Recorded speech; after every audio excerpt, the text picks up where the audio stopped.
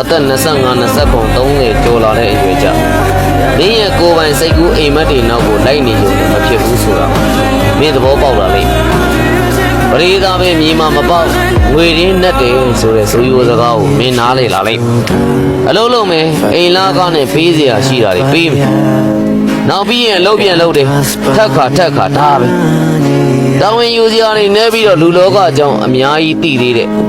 ငငယ်တော့မင်းကိုမင်းလဲလွမ်းစော်တန်းတာပြီးအဲ့ချိန်တွေကိုရေတွက်ပြီးတော့အိရတဲ့ညတွေရှိတာလေ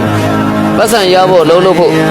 အိယာနေနိုးလာမယ်အပူဝင်ငွေထက်ရအောင်လို့တခြားလုပ်တွေအပူတပြင်းရှာဖွေအမှန်တော့အသက်ကြီးတာနဲ့အမြထမ်းရတဲ့ဝင်တော့ဝင်မိုးကလည်းပို့ပြီးတော့လေးလာတာ